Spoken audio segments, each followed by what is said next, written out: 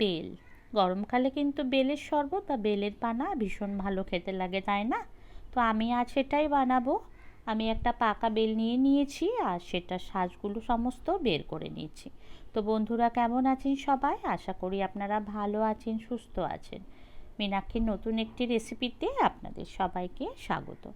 তো দেখুন, আমি সমস্ত শাঁস বের করে নেওয়ার পর 1 কাপ মতন জল মিশিয়ে দিলাম।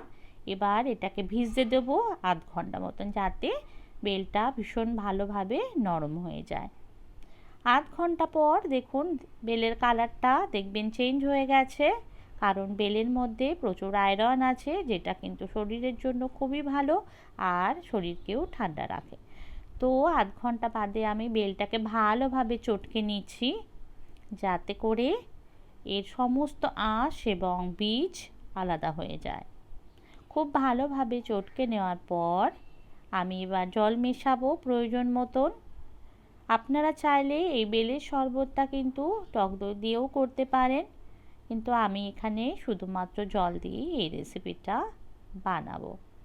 তো চ্যানেলে নতুন হয়ে থাকলে বন্ধুরা চ্যানেলটা অবশ্যই সাবস্ক্রাইব করে বেল বাটনটা প্রেস করে দেবেন, আর লাইক কমেন্ট শেয়ার করে পাশে থাকার অনুরোধ রইল। এবার দেখুন আমি কিভাবে শাঁস আর বীজটা আলাদা করে নিচ্ছি, কারণ শরবত খাওয়ার সময় মুখে পড়লে এগুলো মোটেই ভালো লাগে না। এভাবে হাত দিয়ে ছেঁকে ছেঁকে কিন্তু আপনাকে সমস্ত শাঁস আর বীজটা বের করে ফেলতে হবে। একটা স্মুথ শরবত রেডি করতে হবে। অল্প একটু নুন দিয়েছি আর দিলাম অনেকটা পরিমাণ চিনি, যাতে শরবতটা ভালো মতো মিষ্টি হয়। এবার খুব ভালোভাবে মিক্স আপ করবো। এই শরবত কিন্তু গুড় দিয়েও করলেও ভালো লাগে, তো আমি চিনি দিয়েই করছি, যেহেতু গুড়টা আমার কাছে এখন অ্যাভেলেবেল নেই। এবার আমি এর মধ্যে একটু গন্ধরাজ লেবু মিশিয়ে দিচ্ছি।